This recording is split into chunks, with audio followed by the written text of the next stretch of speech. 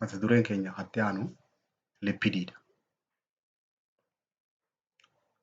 As jalatti at the end of this session, when you finish this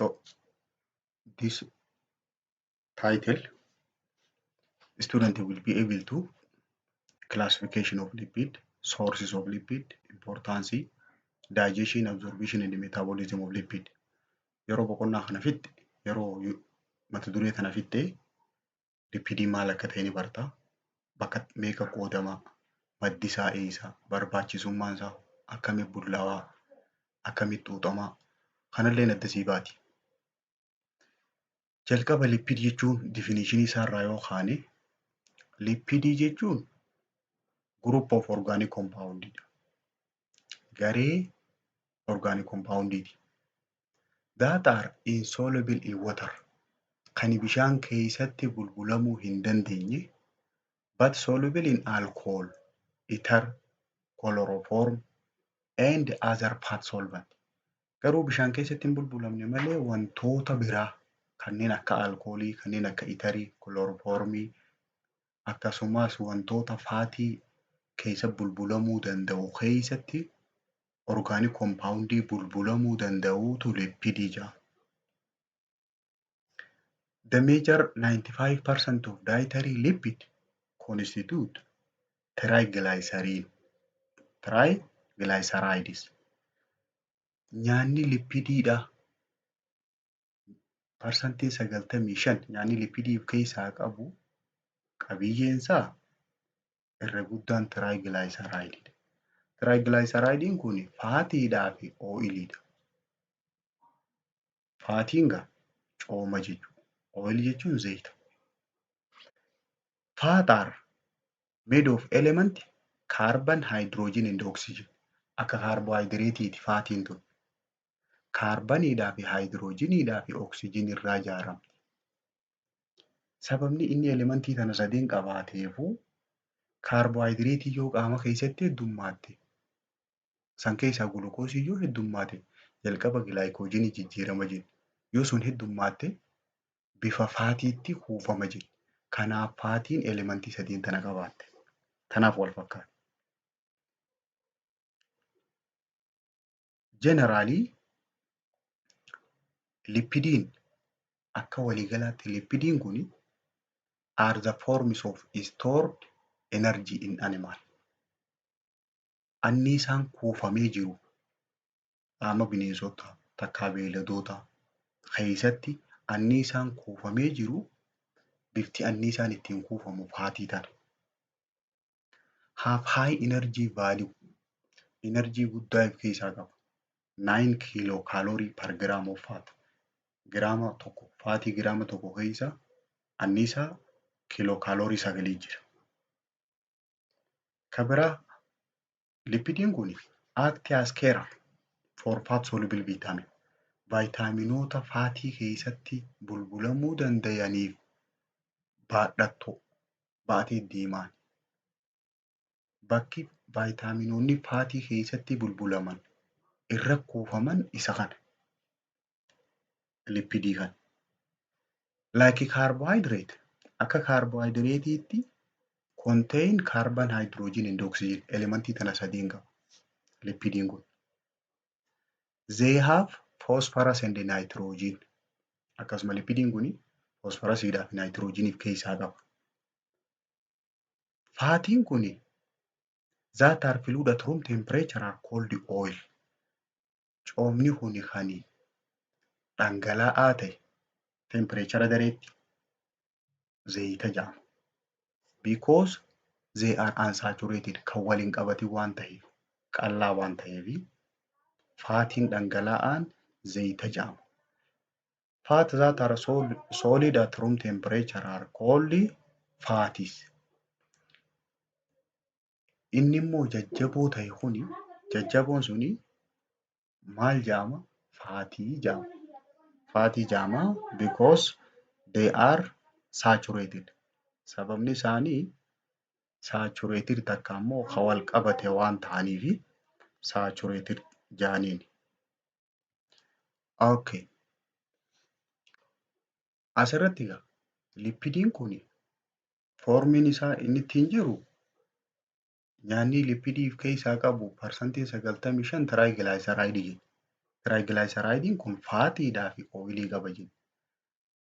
Faatiin kun yoonii fi bifa jajjabuutti jiraate faatii ta'a. Yommuu baqe bifa dhangala'aa yoo taate ooyilii ta'a.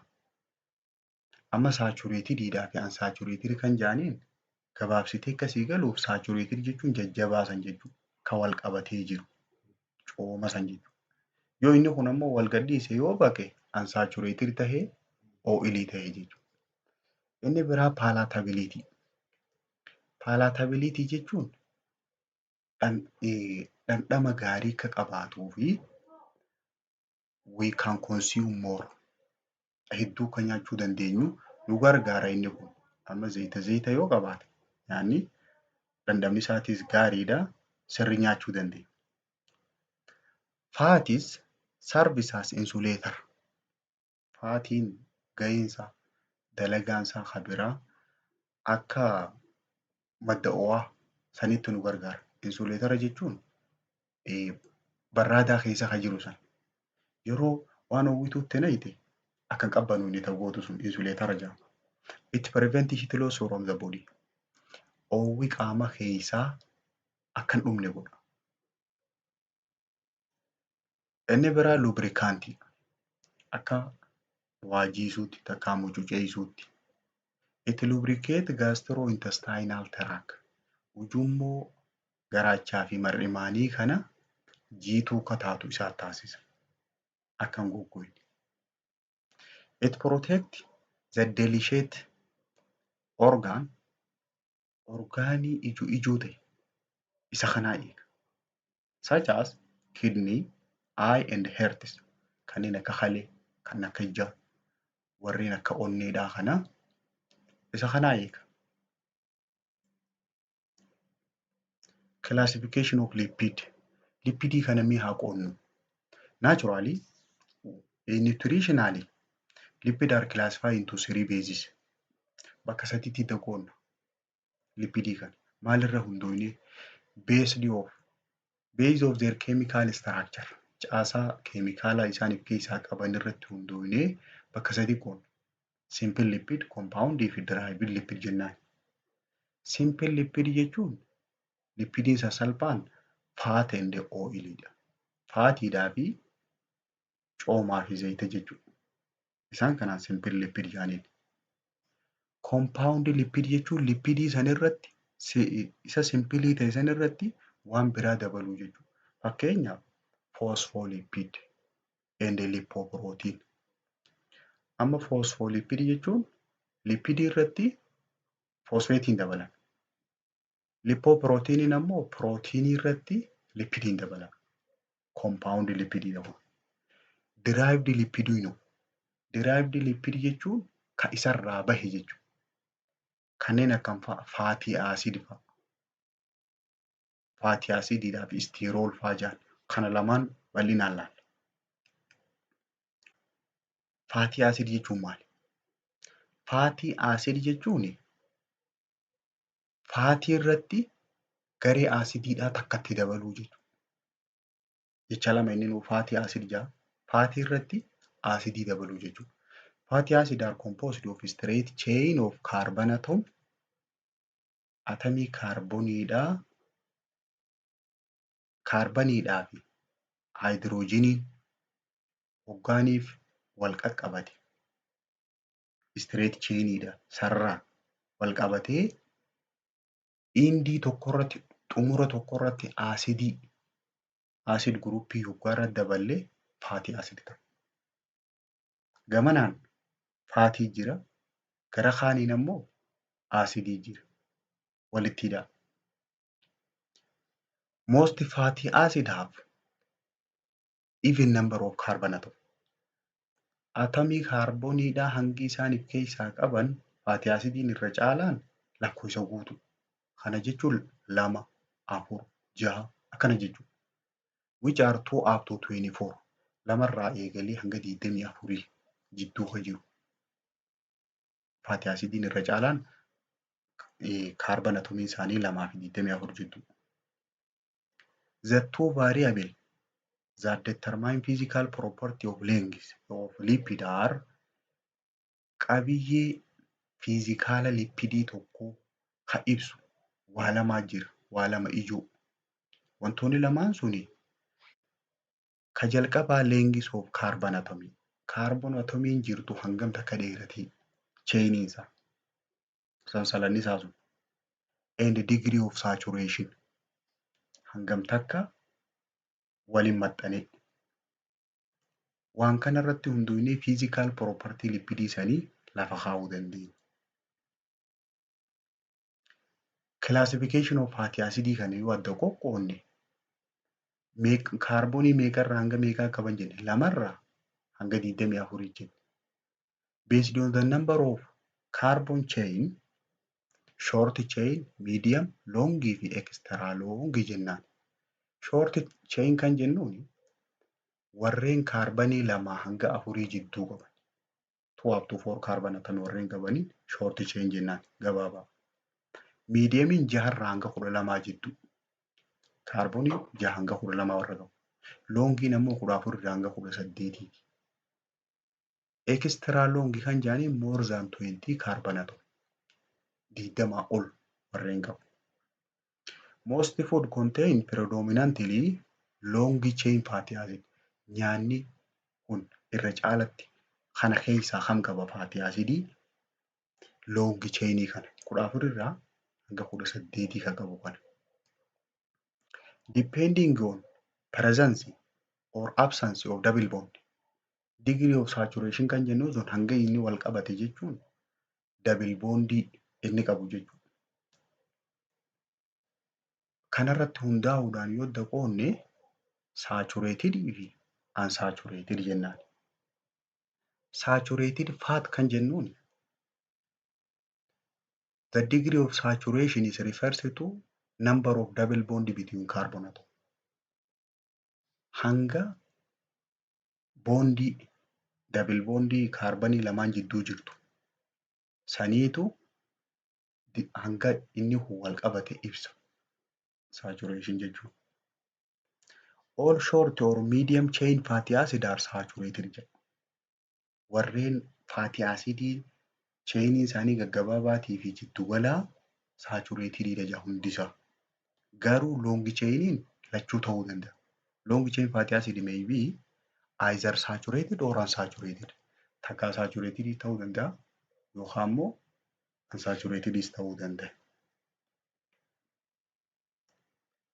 Food fat that are high in saturated fatty acid amma gaa saturated kanarratti fi unsaturated irra wanni dasii bahuu qabu nyaanni saturated fatty acid hedduu qabu temperature dareetti yeroo laalle qabiyyeen isaa akkami jajjabamoo dhangala'aa jettee adda beekuudha. Nyaanni saturated fatty acid hedduu qabu tend to be solid at room temperature. Temperature dareetti jajjaba have high melting point baquudhaaf illee yeroo dheeraa fudhata jechuudha. With the exception of those found in poultry, freshwater fish, all animal fat are high in saturated fat. Faatiiwwan takkaa coomni bineeldota keessa jiru hundi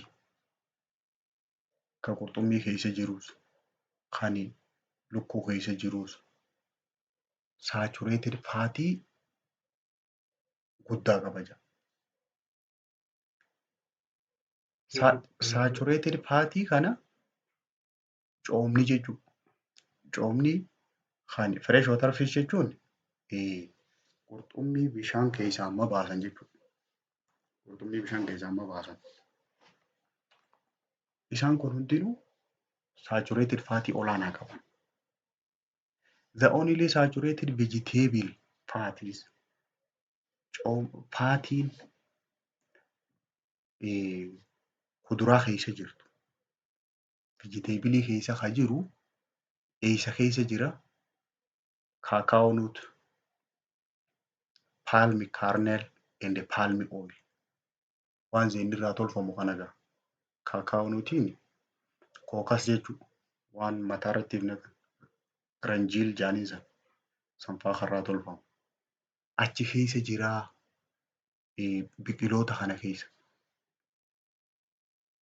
Biqiloonni kun hundi saatureeted faatii qabanii garuu maddi isaa bineeldotaa miti. Maddi isaa biqiloota. Unsaturated faatii kan jennuun yookaan akkam. Generally food fats that are high in polyunsaturated fatty acids warreen unsaturated ta'an hedduu nyaanni of keessaa qabu tend to be soft or liquid at room temperature. Yoo qabatte lallaafaa takka immoo dhangala'aadha jedha. Temperature dareetti. And have low melting point. Dafee baqa jechuudha. Qabxiin baqqina isaa xiqqaadha. All vegetable oil warreen reefu sadeen jenne san malee kaakaa'oonuutii fi paalmikarnalii kan jenne san malee warri kanarraa hafe zeenni biqiloota keessa jiru hundi isaa unsaturated faatii qaba. Warra dafee baqu san. Akkasuma also they are found from animal source. Chicken and freshwater fish are also high in unsaturated fat. Nyaata madda bineeldota irraa argannu keessa kanneen akka lukkuudhaatii fi qurxummii fa'aa keessa kan jiru unsaturated dha. Reefu hoggaa saturated dubbannu isaan kun paawutariidhaa fi fresh water fishii kana keessaa baase exception jedhama. Exception of this found in this. Kanneen as keessatti argaman kana malee hundi isaa bineensota keessa jiru, beeyladoota keessa jiru saturated faatii olaanaa qaba jedha. Isaan kana keessaa baase. Isaan kun unsaturated qaban jechuudha. Dafanii baqan jechuudha. Qurxummii yoo ibiddarra keesse dafteeti bayti. Based on their density of lipoprotein. Rukkina. Density jechuun rukkina. Chicken lukkuudha. Jaajii. Based on their density of lipoprotein are classified as lipidiin proteiina keessa jiru density isaa hanga isa keessa jiru sanirratti hundoofnee rukkina isaa irra hundoofnee very low density lipoprotein, low density lipoprotein, high density lipoprotein fi chylomicron jennee bakka afran kana qoonnanii tokko tokko laalla. Low density lipoprotein jechuun kan hangi isaa xiqqaa ta'e jechuudha. Rukkinni isaa. Fakkeenyaaf rukkinni kun akkasii galu warreen hin haxaawamne jechuudha. Fakkeenyaaf mana yoo haxooyte boshora gurguddaadhaa fi xixiqqaan walqixa si hin haxaawu. Inni hin haxaawamne suni density isaa xiqqaa. This is composed mainly of cholesterol. Cholesteroliin keessa baay'inaan kan jiru low density lipoprotein kana. It is transport cholesterol from liver to tissue. Low density lipoprotein kun dalagaan inni dalagu cholesteroliidha tiruu irraa fuudhee tishuu geessa. Dalagaan isaa cholesterolii. High serum level of low density lipoprotein. Amma gaa tishuu keessatti yookaan inni guuraa oole achi yaasaa oolee tiruu keessaa fuudhee dhiiga keessatti kam ta'a inni kun low density lipoprotein kun ni dabala. Inni kun dabaluun greatly increase risk of atherosclerosis. Fat accumulation in blood vessel. Hidda dhiigaa keessatti faatiin akka kuufamuuf sababa ta'a inni kun. Diet that are high in saturated fatty acid are nyaanni saturated fatty acid olaanaa qabu yoo nyaatte are associated with elevation in low density lipoprotein cholesterol kana dabalaa jira. Low density lipoprotein kana hedduu qaba.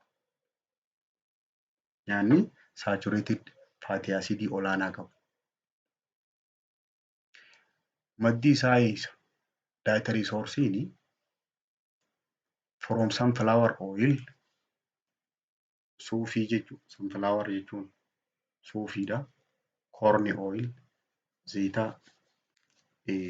boqqolloo, soyaabiin, sesame oil, groundnut oil, mustard oil, palm oil, cacao nut, soyaabiin oil, leafy green, zayita kakkobbishoo, kan loozii kanneen asirraa tolfaman kun hundi zeenni bahu kun irra caalaan isaa isa kana qabiif keessa. Biqiloota keessa. Meat, egg and milk nyaata keessa. Warreen isa kana qabu baay'inaan. Essential fatty acid'n inni bu'uura ta'e suni are also involved in brain development. Sammuun tun akka guddattuuf illee bu'aa qaba. Fatty acid'n kun. Essential fatty acids are needed for synthesis of prostaglandin. Prostaglandiniin akka tolfamu. Prostaglandiniin faayidaa hedduu qaba. Inni sun akka oomishamuuf barbaachisaadha jedha. Prostaglandiniin ittisa hormoonii. Very low density lipoprotein. Amma kan reefu laata? Low density. Very low density ammas kaasanii gadiiti. Very low density lipoprotein contain primarily triglyceride with some protein and cholesterol. Sanirraa adda wanni inni godhe triglyceride hunda of keessaa qaba. Pirootiinii hanga tokko of keessaa qaba, cholesteroliis ni qaba. Reefuma cholesterolii qofa qaba. Kun ammoo pirootiinii illee wajjin qaba. Very low density lipoprotein dalagaan inni dalagu maali? Transport endogenous triglyceride from liver to tissue. Triglyceride qaama keessatti oomishamu kan naachuraaliidha. Sani tiruurraa fuudhee tishuu keessa.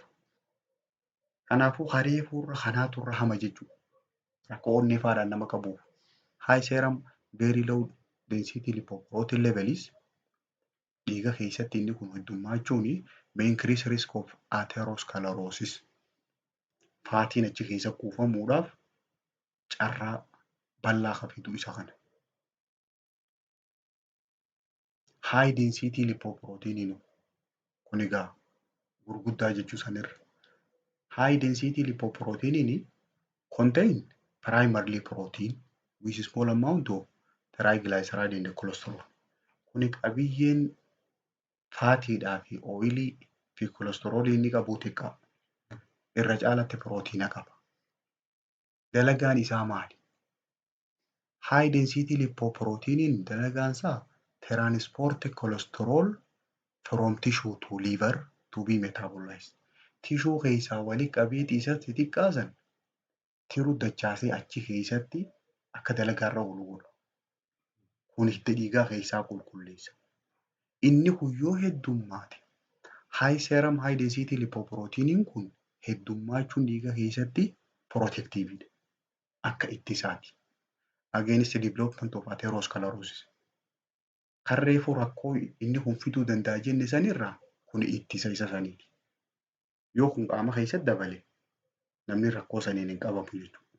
Yoo kun gabbu'e garuu yoo sun irra heddummaate rakkoo onneetiin qabamuu danda'a.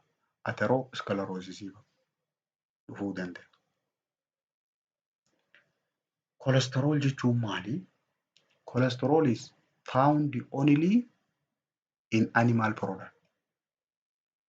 Inni biqiloota keessa hin jiru.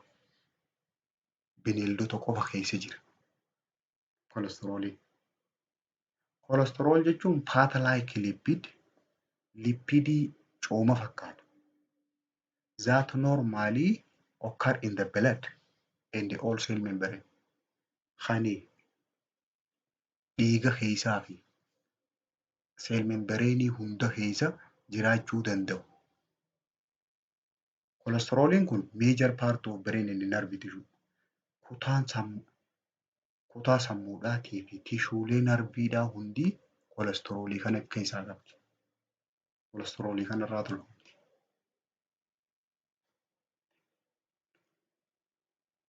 Cholesterol is necessary for normal body functioning as a structural material in the body cell.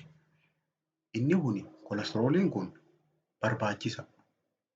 Qaamni kun sirnaan akka dalaguu fi caasaan qaama keessa jiru kun seeliin qaama keessaa kun akka sirnaan dalayduuf kolesterooliin kun barbaachisa. Akkasuma faayidaan isaa kan biraa in the production of bile. Hadhooytuun akka oomishamtuuf. Vitamin D akka oomishamuuf.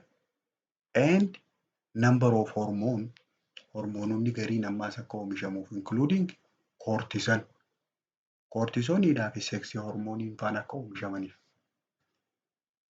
Hormooniin kun akka oomishamaniif kolesterooliin jiraachuun barbaachisa.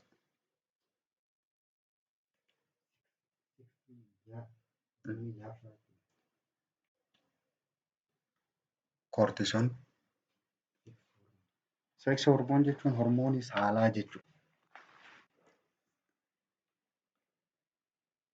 Sources of fat. Maddi faatiidhaa eessa? Maddi faatiidhaa tokkoffaan animaalidha. Bineeldota. Bineeldota keessaa egaa fish, butter, beef, pork and lamb. Qurxummii, dhadhaa, booyyee fi karkarroo. Beef jechuun kun waan nyaatamu loon, laambii, jabbii fa'a. Pilaantii keessaa vegetable, fruit, avocado, nut, margarine, cooking oil kana keessa jira. Zayita waa ittiin bilcheessan. Nyaata biqiloota qarqara bishaanii akkasuma avocadoo fa'a, shumburaa fa'a. Warreen kana keessa jira jedha. Fat can be easily identified. Faatiin kun salphaatti adda bahuu danda'a. Coomni kun akkam fa'aan sacaas batar. Kanneen akka dhadhaa fa'aan, oil, kanneen akka zayitaa fa'aan. And the fat around the meat. Akkasumas coomni foon gubbaa jiru fa'aan. Isaan kanaan maal jennaanii? Known as visible fat jedhanii cooma mul'atu jechuudha. Ka ijaan yeroo ilaalte mul'atu jechuudha. Sirriitti adda ba'a. Kana malee invisible fat jira. Invisible fat jechuun cooma mul'anne.